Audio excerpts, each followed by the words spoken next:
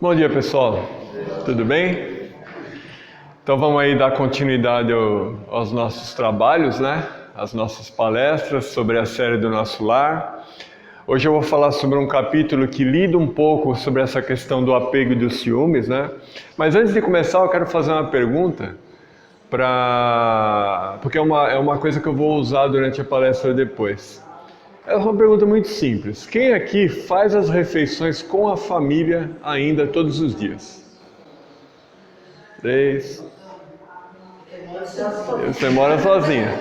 Então, com exceção das pessoas que moram sozinhas, todas as outras fazem juntas com a família, correto? Legal. Porque as coisas estão mudando, né? Hoje em dia o pessoal pega o seu pratinho, vai lá comer, né? Mas eu também faço com a família. E é uma coisa legal saber que ainda bastante gente faz, né? Mas a gente vai usar isso mais pra frente, tá bom? Então vamos lá. Então, como a gente está falando sobre o capítulo Nosso Lar, né? Hoje a gente vai falar sobre o capítulo 19, que trata sobre a jovem desencarnada. E basicamente ele é um capítulo que se fecha em si só. Então ele é uma pequena história que dá para contar aqui, independente do restante do livro. Mas é muito legal se todo mundo puder ler o livro, porque é um livro muito bom, é um livro de estudo muito bom e é muito claro e muito próximo do que espera da gente quando a gente desencarnar, né? Então é meio que colar na prova se a gente ler esse livro, é muito bom mesmo. E eu vou falar sobre esse capítulo 19, que é a jovem desencarnada, né? Então vamos lá, vamos entender um pouco como é que funciona esse ciclo do livro aí. Então é o seguinte, ó. O André, quando ele foi para Nosso Lar, né? O André aqui, no caso, esse rapaz aqui, né? Estou pegando trechos do filme só para ilustrar, né? Então ele está aqui hospedado. Quando ele foi para Nosso Lar, ele não tinha onde ficar em Nosso Lar. Não tinha nenhuma família dele lá em Nosso Lar. A mãe dele estava num plano superior, o pai dele num plano inferior. Então ele estava meio que sem ter com quem ficar em Nosso Lar. E aí a dona Laura, que é essa senhora aqui, ela abrigou ele muito bem, com muito carinho, e falou, vem morar na minha casa, não é? Por intermédio do Lísias, que é filho dela e que é esse rapaz aqui, que era o enfermeiro do André quando ele estava no hospital em Nosso Lar. Tudo bem? Então ela chamou e falou, ó, vem morar em casa, e ele passou a ficar hospedado lá na casa da dona Laura. Legal. Ele foi muito bem tratado, né? E eles vivem muito em harmonia nos lares em Nosso Lar, nem poderia ser diferente, né? E aí tem todas as outras questões, por exemplo, a dona Laura, ela conseguiu uma casinha em Nosso Lar, ela não pagava aluguel por isso, nem comprou uma casa lá, ela trocou isso por bônus hora, que é aquela moeda de trabalho, né? Quanto mais a pessoa trabalha, mais ela arrecada esse bônus hora e ela troca por benefícios lá, que pode ser uma casa, que pode ser outros tipos de benefícios, não é? E isso já vinha sido construído, já vinha sido adquirido pelo marido dela, que tinha desencarnado muito antes, e ele já estava trabalhando nisso para que eles tivessem esse lar no Nosso Lar lá. Então é isso que aconteceu. Então eles estavam lá numa mesa de reunião, eles iam fazer a refeição, fazer o jantar, fazer o almoço, e eles estavam conversando animadamente lá. E o André soube que a neta da dona Laura tinha desencarnado há pouco tempo e ela estava hospedada na casa também, não é? Então, ela chamava Heloísa, essa neta dela, né? Então, ele perguntou para a dona Laura exatamente o que tinha acontecido, né? Então, o que aconteceu? A dona Laura explicou para o André que ela tinha desencarnado há pouquíssimo tempo, ela era muito jovem, ela tinha desencarnado de tuberculose, ela passou 8 meses doente, foi um processo difícil de doença, e nesse processo ela contaminou a mãe dela também, que é a filha da dona Laura, né, porque a neta é a Heloísa, e a mãe dela também logo acabaria desencarnando, então eles já estavam esperando que ela ia desencarnar também. Então a dona Laura pediu a permissão para que ela abrigasse na casa dela essa Heloísa, a neta dela, para que ela pudesse cuidar dela até que ela se recuperasse, porque ela estava com alguns problemas. Ela estava muito revoltada, porque ela não queria ter desencarnado tão jovem, não é? E ela estava muito triste, porque ela contaminou a mãe com a doença e ela tinha deixado um noivo aqui na Terra que ela amava muito. Então, ela não queria se separar dele de forma nenhuma. Então, ela estava muito revoltada, né? E inconformada com essa nova situação. Aí o André perguntou por que ela não estava na mesa ali para fazer a refeição com eles, né? Porque eles não iam almoçar e ela não estava lá. E aí é que vem esse primeiro questionamento que eu trago para os nossos dias atuais aqui, para o nosso dia a dia. Aí a Dona Aurora explicou o seguinte, ó.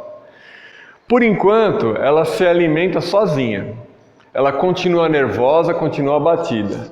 Aqui, nós não trazemos à mesa qualquer pessoa que se manifeste perturbada ou desgostosa. A neurastenia e a inquietação emitem fluidos pesados e venenosos que se misturam automaticamente às substâncias alimentares. Minha neta demorou-se 15 dias no umbral, em forte sonolência assistida por nós. Deveria ingressar nos pavilhões hospitalares, mas afinal veio submeter-se aos meus cuidados diretos. Deu para entender? Então ela não estava na mesa ali porque ela estava desequilibrada. E aí eu trago, pessoal, esse trecho que é muito importante, ó. A neurastenia e a inquietação emitem fluidos pesados e venenosos que se misturam automaticamente às substâncias alimentares. Isso é muito importante. Então, por isso que eu perguntei se a maioria aqui, almoçava ou jantava com a família, né? A pergunta é, quando a gente está almoçando ou jantando com a família, a gente está no ambiente de paz e de equilíbrio? Mais ou menos, né? Porque, olha só, não é complicado se a gente está ali almoçando ou jantando e de repente a gente começa a brigar, não é? Olha só, lá no nosso lar, eles nem deixaram ela vir para a mesa junto porque ela estava desequilibrada. Porque o desequilíbrio dela ia influenciar no alimento e no alimento ia influenciar para eles, não é? Isso vale para nós aqui também. Aí a pergunta é, quantas vezes a gente não está ali almoçando e começa uma pequena discussão ou uma grande discussão, não é? Em família. E aquela energia que a gente está liberando naquele momento está influenciando no alimento que a gente vai comer esse alimento e vai influenciar no nosso corpo físico, trazendo, no caso, deixando a gente doente ou possibilitando que a gente fique doente, né? Então fica essa reflexão, isso é muito importante, não é? Outra coisa que é muito comum, às vezes as pessoas não conversam ali na hora do almoço ou na hora do jantar porque está a televisão ligada, não é? Quem aqui assiste janta ou almoça com a televisão ligada? Então, o celular. Uhum. Porque quem mora sozinho, não é? Aí precisa ter uma companhia, bota lá o celular ou bota a TV e deixa rolando, não é? Ou simplesmente almoça, não é? Ou janta. Agora, então, aí, olha a influência também. Se a gente tiver, quem janta, sei lá, por 6 horas, 7 horas, ou até umas 7h30, se deixar ligada a TV, naqueles canais de jornalismo, onde só passa notícia ruim, só passa crime, só passa coisa terrível, que influência isso vai trazer na nossa alimentação ali? Essa energia vai também pegar no nosso alimento, não vai? Então, o que seria o ideal? A gente botar uma musiquinha leve, uma coisa tranquila, para que isso até ajudasse na nossa digestão, não é?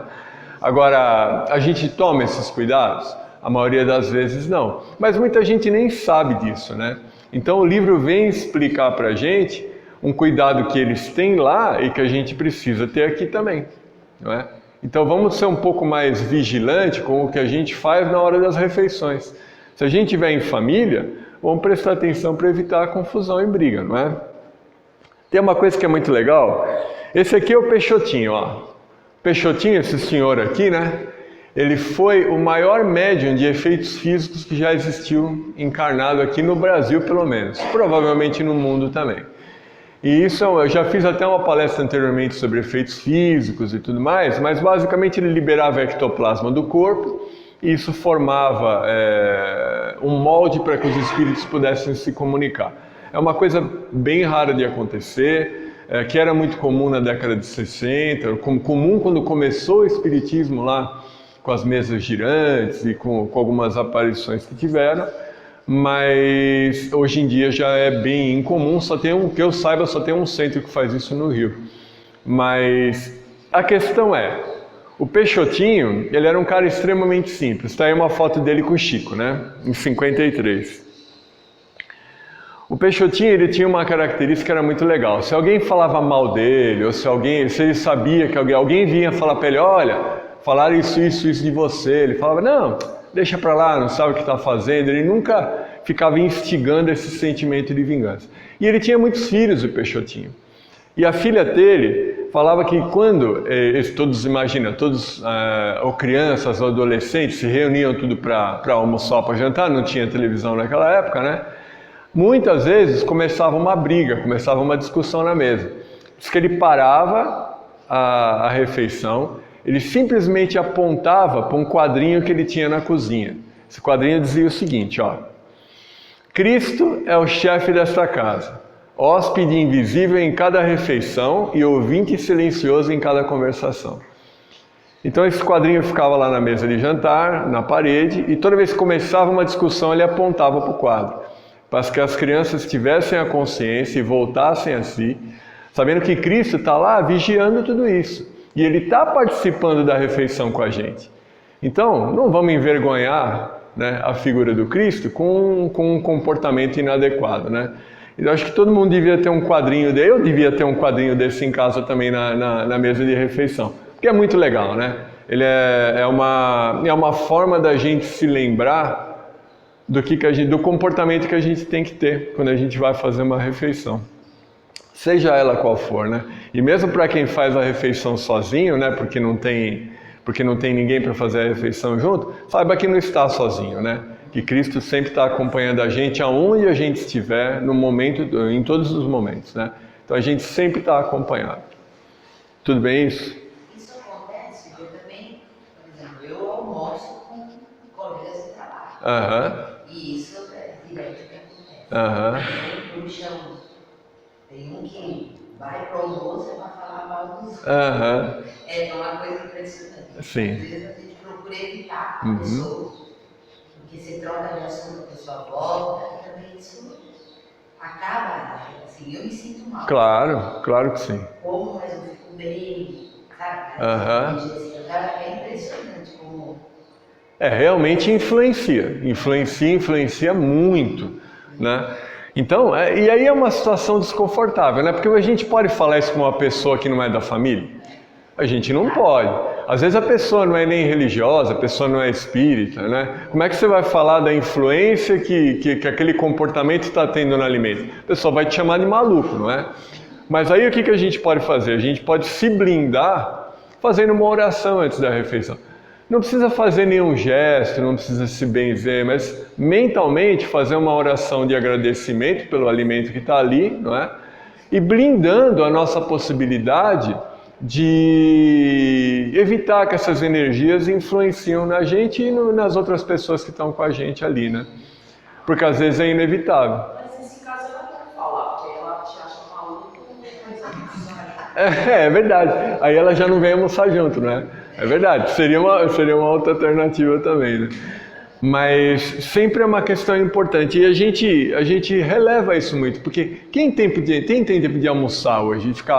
Antigamente, as pessoas sentavam na mesa e ficavam uma hora almoçando, não é? Por isso que tem uma hora de almoço. Então você sentava na mesa e você ficava ali uma hora, conversava, tomava café. Hoje em dia as pessoas almoçam de pé, às vezes, né? Eu às vezes almoço andando de um cliente para o outro. Eu visto a carapuça, porque não tenho tempo. Então às vezes eu estou indo para um cliente para o outro, eu estou a pé e estou comendo alguma coisa. Porque a vida atual faz com que a gente tenha esse tipo de comportamento, não é? Mas, pelo menos à noite, quando eu estou com a família, eu procuro sempre estar junto, né? E procuro ter esse tipo de atitude. Mas acho que esse quadrinho é uma coisa bem legal para a gente poderia ter em casa, né? Legal quanto essa parte aí? Vamos voltar para o nosso lar lá. Então, olha só. Como eu falei aqui anteriormente, a Heloísa, ela tinha desencarnado e tinha passado só 15 dias no umbral. Lembra que o André Luiz passou 8 anos no umbral? Ela passou só 15 dias. Aí um dos questionamentos é, por que será que ela passou tão pouco tempo no umbral e já foi resgatada? Alguém... Veja bem, tudo isso é suposição, o livro não fala, tá? Mas a gente tem uma suposição do que poderia ser. Tem algumas possibilidades aí. O que poderia ter influenciado nisso? Alguém arrisca aí? Eles já estavam mais evoluídos. É uma possibilidade. Talvez seria uma possibilidade. Talvez não fosse o caso dela, mas essa certamente é uma possibilidade. Quem tem uma atitude melhor durante a vida aqui encarnado, ela tem o merecimento de passar bem menos tempo no umbral ou nem passar, né? Há um pouco tempo atrás eu fiz uma palestra sobre isso. Então, às vezes ela nem precisou ficar no umbral. Qual seria uma outra possibilidade? Algumas coisas são possíveis aí, né? Assim, pelo que a gente vê na literatura, assim, pelo que a gente vê na mesa, né? A influência que a avó teria. Excelente. Outra coisa que é possível, a influência das orações da família ou da atitude do pessoal que está desencarnado já se empenha em ajudar, porque está numa condição melhor, ou pela própria família na Terra, que ao invés de ficar revoltado com a perda, ao invés de ficar chorando, se descabelando, faz orações para aquela pessoa no sentido de fazer com que ela fique bem. Não é? Porque se a gente fica se revoltando, a gente atrapalha a pessoa que desencarnou. Ela fica lá numa condição ruim, porque a gente está levando uma energia ruim para ela. Mas se por acaso a gente chora de saudades e não de revolta, e fica resignado com aquilo, consciente de que a gente pode ajudar e faz orações no sentido de que a pessoa fica bem, isso influencia muito para que ela seja resgatada rápido. Muito bem. Que mais? Tem mais ainda algumas possibilidades, né? Vai ficando mais difícil, né? Tem uma outra coisa também, pessoal, que é o seguinte. Ela passou 8 meses doente, não é? Quando a pessoa passa muito tempo expiando a doença, às vezes ela queima essa energia toda encarnada ainda, não é? Eu estou generalizando, não estou falando que cada caso é um caso. Mas muitas vezes a pessoa expia tudo aquilo em vida que tinha que expiar com a própria doença que ela teve, não é? Então é uma outra possibilidade. Também não estou falando que é o caso dela, mas poderia ser. Eu posso dar um exemplo. A minha avó, ela desencarnou, ela ficou 5 anos, ela teve um AVC e ficou 5 anos de cama. E sofreu muito porque ela não tinha mais movimentos, tinha consciência, mas não falava, não enxergava. Foi muito triste para ela. E para a família toda, né? Mas esses 5 anos ela teve muito sofrimento. E quando ela desencarnou, rapidamente ela mandou uma mensagem aqui, falando que ela já estava assistida, que ela estava bem, que ela ia... E pouco tempo ela começou a mandar mensagens frequentes na psicografia, né? Hoje a gente já recebeu mais de 20 psicografias dela. Já tem uns 4 anos que ela desencarnou. Mas assim, foi muito rápido ela já dar um aviso e falar que estava bem. Então, talvez ela também tenha expiado muito do que precisava expiar no próprio sofrimento da doença, né? Às vezes a doença é uma coisa boa para a gente. Na verdade, tudo que acontece para a gente é para o melhor da gente. Então, às vezes a gente enxerga a doença como uma coisa terrível, muito ruim para a gente. E claro, porque é um sofrimento, mas às vezes é uma coisa que vai fazer a gente melhorar como espírito, né? Então vai depurar ali. Então, assim, tem muitas possibilidades para a pessoa passar pouco ou mais tempo no umbral ou nem passar. A gente não sabe qual foi o caso dela, mas sabemos que ela ficou 15 dias lá. Tudo bem? Então, aí o André, muito curioso que ele era, o André era bem curioso, bem entrão. Ele falou, será que eu podia conhecer ela? Já que ela não está aqui na mesa, eu sei que a senhora está hospedando, será que eu podia conhecer? Ela falou, claro que sim. Aí ela pega e leva o André até o quarto que a Heloísa está lá hospedada na casa, né? Embora ela não quisesse ter jantado com eles, ela estava lá hospedada. Só uma adendo, pessoal. Isso que eu estou contando é a história que o livro conta. No filme do Nosso Lar, que é um filme bom, eles mudaram algumas coisas. Então, eles mudaram algumas coisas do filme para ter um outro entendimento, e de repente para ter uma questão de atrair mais o público e tudo mais. Mas o que vale é a do livro, tá bom? Então eu estou contando a versão do livro usando só algumas cenas do filme para ilustrar. No livro, inclusive, no filme, inclusive, ela volta revoltada, é resgatada de novo. Isso não acontece no livro, tá? No livro ela tá só é falado dela nesse trecho do livro aí. E cai como eu estou contando aqui agora.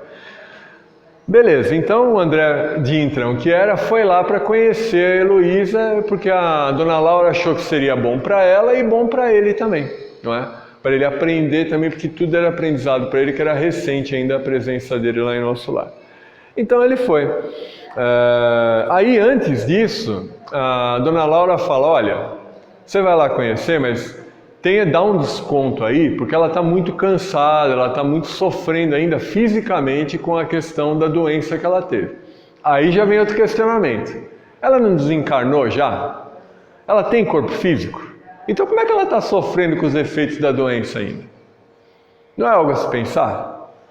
Não é? Por que ela tem dificuldade de respirar? Ela teve tuberculose. Por que ela ainda tem dificuldade de respirar se ela já desencarnou? O corpo dela já não está mais lá. E aí? Como é possível isso? É uma das possibilidades. Exatamente. O real mesmo é isso aí. Ela ainda não se desligou da matéria, não é? E a matéria, quando eu digo, não é só a matéria física do corpo e das coisas. É a matéria do envolvimento com as pessoas. Ela não conseguiu ter esse desligamento. Então é natural que ela traga ainda resquícios da doença que ela desencarnou. Quanto mais a pessoa for desapegada, melhor é para ela em todos os sentidos. Então ela ainda trazia esses resquícios da doença e da revolta, porque aí é que o bicho pegava, ela estava muito revoltada. Aí, ou então o André foi lá para conhecer ela, não é? E aí a gente pega uma pequena questão aí, que é justamente essa questão do apego que a senhora falou também, não é? Quanto mais apegado a gente for às pessoas, aos relacionamentos em vida, não é? Mais a gente vai ter sofrimento quando desencarnar. A gente que trabalha na desobsessão lá, vê inúmeros casos de pessoas que ainda estão num sofrimento muito grande, às vezes estão numa região umbralina, por centenas de anos, porque não aceitam uma condição de uma briga com um familiar ou de uma traição e assim vai. A gente não quer isso pra gente nem pra ninguém, né? Então vamos começar a pensar, pessoal, a desapegar, deixa pra lá. A ideia é deixar pra lá as coisas, a gente não ficar preso a esses apegos e as pequenas coisinhas aí. Vamos fazer como o Peixotinho fazia, falar, deixa pra lá isso aí, não sabe o que está falando e vamos tocar a vida. Tudo bem? Então vamos lá.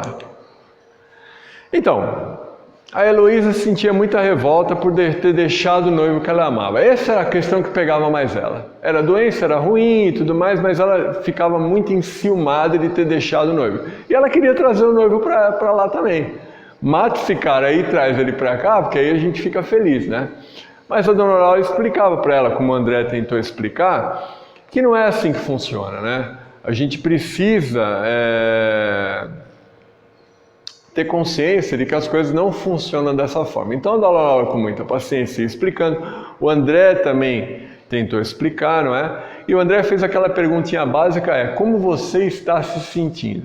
E aí pronto, bastou para que ela começasse a falar do próprio sofrimento, se vitimizando demais, da revolta de ter infectado a mãe também, e o noivo que tinha deixado, que ele sofria muito e tudo mais, e falou, reclamou. Aí a dona Laura, na sapiência dela, falou o seguinte, ora, não diga isso. Na Terra temos sempre a ilusão de que não há dor maior que a nossa. Pura cegueira. Há milhões de criaturas afrontando situações verdadeiramente cruéis comparadas às nossas experiências. Ou seja, o que ela falou para de olhar para o próprio umbigo e olha em volta, você vai ver que muito mais gente sofre muito mais do que a gente sofre. A gente sempre acha que o nosso problema é o maior de todos, não é? Porque é nosso, não é? A gente que tem que carregar essa cruz. Mas se a gente tomar consciência e olhar por um outro prisma, a gente vai perceber que as pessoas têm muito mais sofrimento do que a gente tem. Então a gente precisa também ter essa consciência de parar de reclamar de tudo, né?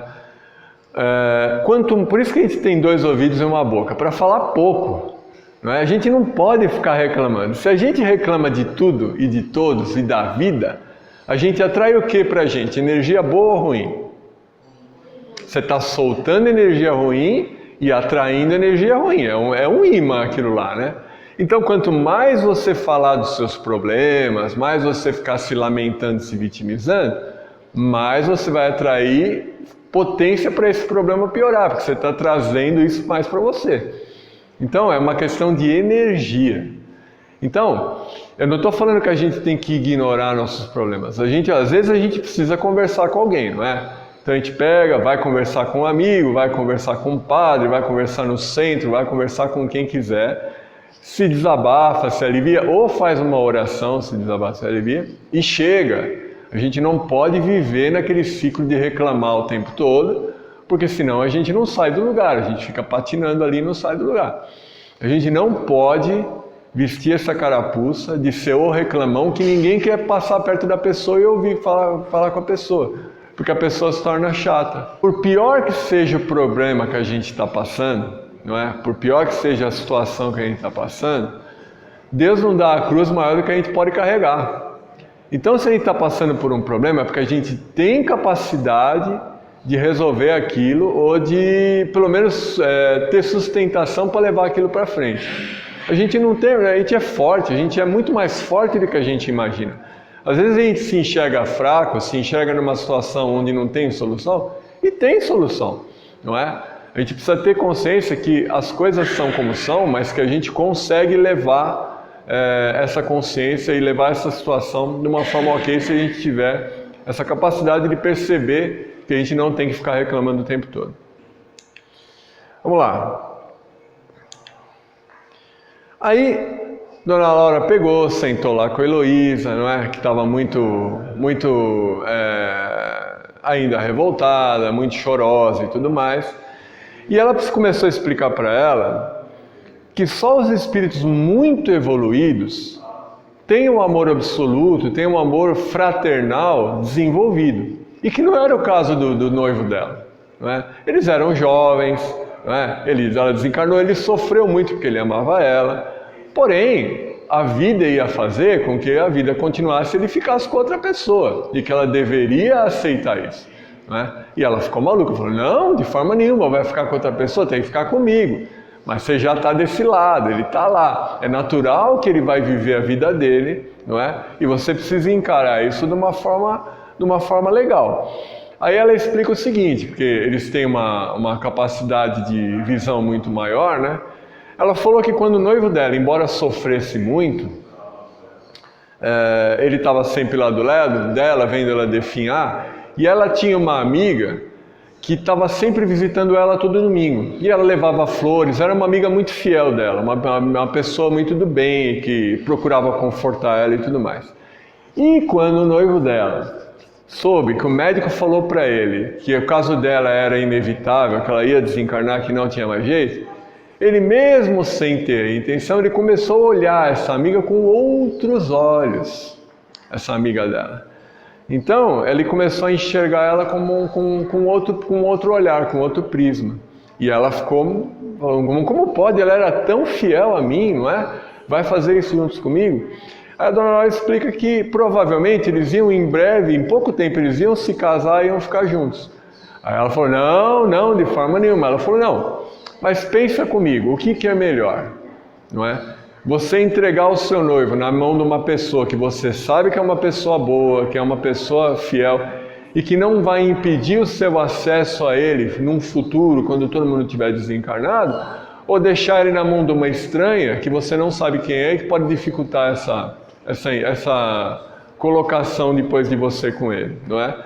Estando ele com uma pessoa amiga, a possibilidade de vocês retomarem alguma coisa numa outra vida ou aqui na espiritualidade vai ser bem maior, não é? Então ela falou, fica feliz por ela ficar com ele e não leve isso como uma coisa ruim, mas sim como uma bênção mesmo de seu noivo estar com uma pessoa que seja uma pessoa boa, não é? Aí, o que acontece, né, pessoal? a dona Laura ainda fala mais um trecho do livro que eu acho que é bem legal, ó, que é justamente isso que eu falei. Ó.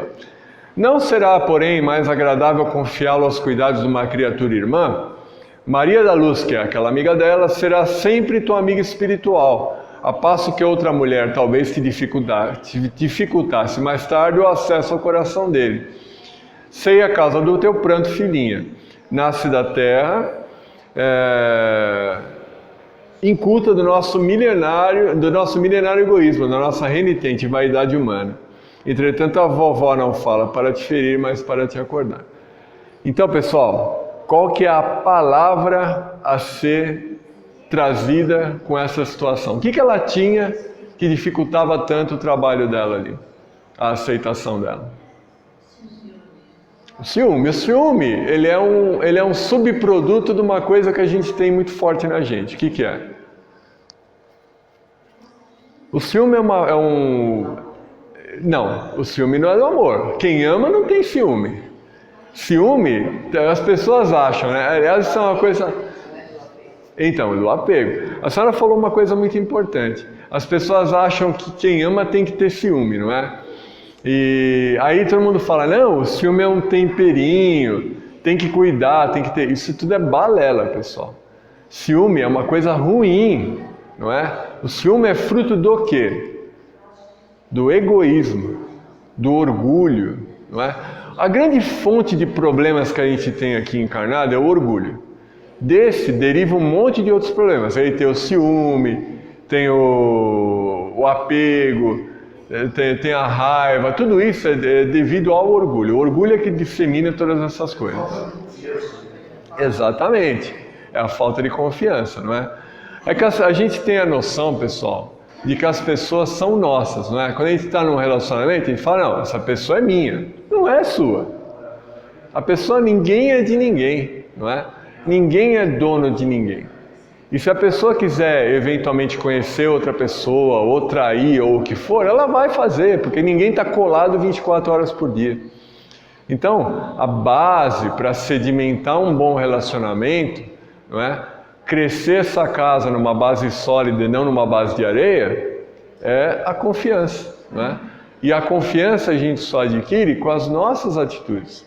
Se a gente oferecer confiança, a gente provavelmente vai receber confiança em troca. Então, o ciúme nada mais é do que insegurança, né? Esse é o sinônimo do ciúme, é insegurança. Eu acho que aquela pessoa, eu acho que eu não sou interessante o suficiente para manter aquela pessoa perto de mim, não é? Então a gente tem que trabalhar o ciúme com a gente, não com o próximo. Quantas vezes a gente não vê aí acontecer de casais que se separam, o cara não aceita, vai lá e mata a mulher. Isso é um absurdo, vai causar um problema, sabe lá Deus por quantas encarnações, não é? Então a gente tem que ter essa aceitação de que as pessoas não são nossas, não é? E no caso dela aí, ela já teve até a bênção de o noivo dela poder ficar com uma pessoa que era uma pessoa de bem, que ela teria que enxergar isso mais cedo ou mais tarde, e aí a gente não sabe se enxerga, porque o livro, essa parte o livro oculta da gente, mas provavelmente sim, não é? Porque a própria vivência vai trazer essa aceitação e essa condição. Vale lembrar que o André, ele ficou muito tempo em nosso lar antes de poder visitar a família, porque ele queria ver a filha, queria ver os filhos, queria ver a esposa, ele achava que a esposa estaria sofrendo muito, não é? Então ele passava em nosso lar por mais de anos sem ter notícia da família aqui. Ele fala, pô, por que eu não sei? Né? Até que um belo dia, isso é para o final do filme, eu estou contando o final do livro, isso é coisa para palestrar mais para frente, mas faz parte aqui. Até que depois de muito tempo ele recebe a permissão de voltar lá para o Rio de Janeiro numa excursão para ver como é que está a família. Ele vai todo feliz, né? Pô, minha esposa deve estar sofrendo muito, eu vou poder ver ela, meus filhos, né? Pois é, ele chega lá, a esposa já está casada com outro cara, né? E ele fica maluco. E olha só, qual é a importância do tempo para a gente depurar as coisas, né? Se ele tivesse tido a oportunidade de visitar a família tão logo ele ingressou em nosso lar, com semanas ou meses, ele não ia dar conta de ver o que ele viu. Tanto que depois de tanto tempo em nosso lar, mesmo em venda, ele ficou desequilibrado e quase pôs tudo a perder. Quase ele desejou o mal, quase ele ficou preso ainda naquela situação. Mas, como ele já tinha o estudo, ele conseguiu colocar a consciência no lugar e ajudou, inclusive, o marido o novo marido da esposa que estava desencarnando ali num problema e conseguiu resolver. Então a questão é apego, pessoal. Não pode ter apego a ninguém, certo? E nem a nada e nem a nenhuma situação. A gente tem que exercitar isso. Ninguém é de ninguém. Ninguém tem algema com ninguém aí. Por isso a gente tem que aprender a libertar. Quando a gente liberta, a gente é liberto também. Quando a gente oferece a liberdade, a gente recebe a liberdade. Não é isso? Então a gente precisa ter essa consciência para não sofrer o que a Heloísa sofreu aí, não é? Que quando a gente tem uma separação, seja por desencarne, seja por uma consciência de que não está dando certo, vamos tomar outro rumo na vida, a vida continua para os dois e a gente tem que tentar se manter de forma civilizada, né? Um contato ali amigável, porque é assim que as coisas funcionam e não adianta nada a gente ter birra e ficar brigando com as pessoas e brigando com a gente mesmo, que só vai deixar a gente doente e tornar um inferno no nosso ambiente familiar ali. Tudo bem isso? Alguém quer falar alguma coisa? Eu. Por favor. A minha filha namorou o rapaz há 7 anos. Ela partiu tudo bem. Aí um dia, eu falei para ela, o Marcos casou. Ela falou, oh, imagina se ele casou. Aí o telefone para mim. Se o Marcos casou, casou sábado. Olha. Eu fiquei chocada. Eu fiquei arrasada. Aí ela mandou uma mensagem. Olha aí. Mamãe, meu filho tem direito a fazer a vida dele. Olha aí, que iluminada, hein?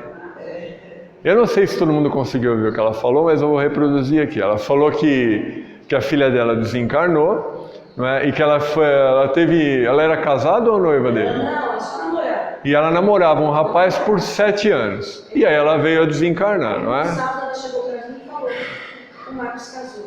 Assim, como você sabe, eu tô sentindo. Eu acho que eu não ia casar. Porque ela telefonou pra mãe dele, ela perguntou. Aí ela disse que casou. Só que ele não teve coragem de contar pra gente, nem conversar com a gente, nada. Aí no final de semana que a gente veio aqui, ela recebeu uma mensagem da minha irmã. Olha aí, nada tá. Chamando a atenção dela, que ele tinha que fazer a vida dele, que tinha que seguir a vida dele. Que maravilha, né? Quer dizer, ela, lá em cima, agiu melhor que a Heloísa aí. Mas também ela estava 7 anos lá. E aí é que a gente vê, né? Cada espírito é um espírito. Ela não estava 7 anos. Ela tinha desencarnado há mais. Ah, não!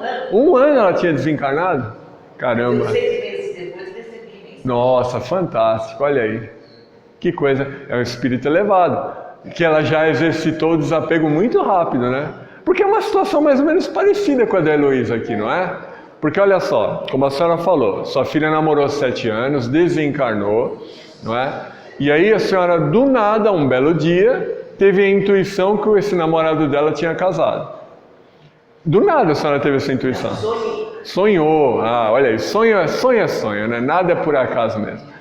Aí, o que aconteceu? A senhora teve coragem de ligar para a família do rapaz ou para o rapaz e aí soube que ele realmente tinha casado naquele sábado. Incrível. E aí a senhora ficou mal.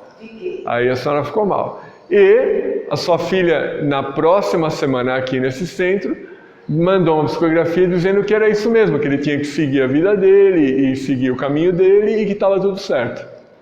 Maravilhoso. Maravilhoso. Que iluminada que é a sua filha para ter uma atitude dessa. A atitude do desapego, que é o que a gente está falando aqui desde o começo, não é? Essa é a intenção. Mostrar que ninguém é de ninguém. E a filha dela soube fazer isso mesmo. Obrigado, viu, pelo exemplo. Ajudou muito aqui. E que coisa boa da gente saber isso, né?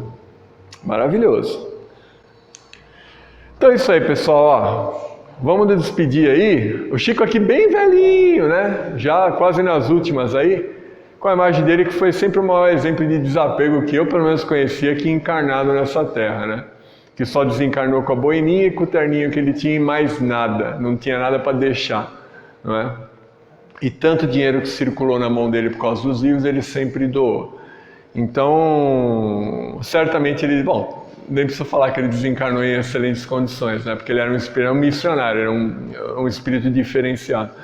Mas quem procurar se aproximar do que o Chico fazia, na atitude dele no dia a dia, certamente vai facilitar muito a vida espiritual na hora que desencarnar. A gente vai, certamente, se a gente tiver uma atitude pelo menos próxima do que ele fazia, seguir ele como um modelo, colocar ele como um modelo a ser seguido por nós, certamente a gente vai ter um desencarne bem mais tranquilo e uma aceitação bem melhor na espiritualidade.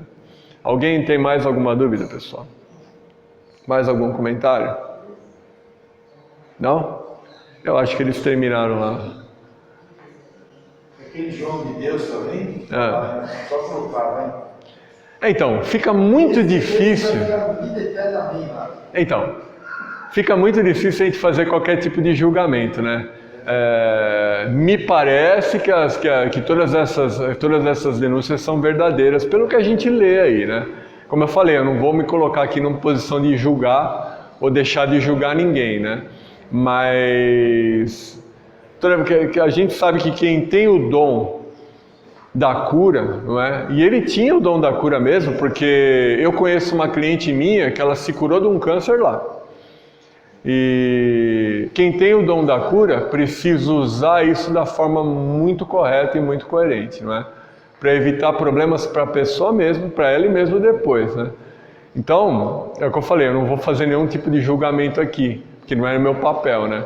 Mas se essa história for toda mesmo verdadeira, é muito triste que isso tenha acontecido, né? Porque é muito, muito complicado. Mas o que ele fez, ele vai pagar? Então, na verdade, todo mundo paga o que faz, né? Não é só ele não, a gente também. Isso é muito importante da gente saber. Tudo que a gente faz, de bom ou ruim, vai voltar para a gente, no grau que a gente fizer. Então, é aquela coisa, a gente pode atirar pedra, mas quantas vezes a gente não foi motivo de receber pedrada também, né? E a gente procura evitar. Então, me parece que a atitude a ser tomada, né, nesses casos, é a gente fazer uma oração, pedir para que as pessoas fiquem bem, as vítimas, até ele mesmo, se ele realmente fez isso tudo, ele vai ter que assumir um compromisso aí terrível depois na espiritualidade e tudo mais, não é? E então é fazer oração para todo mundo e procurar focar na nossa atitude, o que a gente faz de errado, o que a gente faz de certo, e deixar os outros para lá, porque a única pessoa, o único ser que a gente tem controle sobre é a gente mesmo.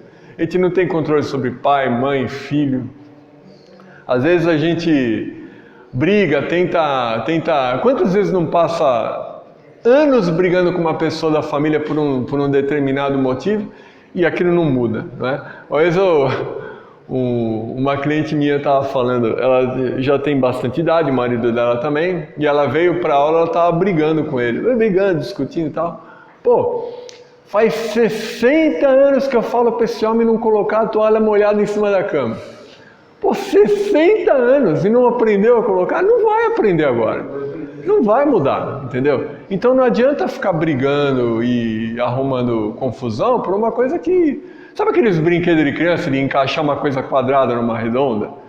Não entra, não vai... Então, deixa pra lá, porque não vale a pena. Às vezes a briga, a discussão é muito pior do que a toalha molhada, entendeu? Então, a questão é relevar. Tem muita coisa que a gente precisa relevar na vida, porque senão não funciona. Beleza, pessoal? Então é tranquilo, o Jean já vai fazer aí o encerramento, eu imagino. Acabaram aí? Acabaram aí ou não? Acabou? Então o Jean vai fazer. Obrigado, pessoal.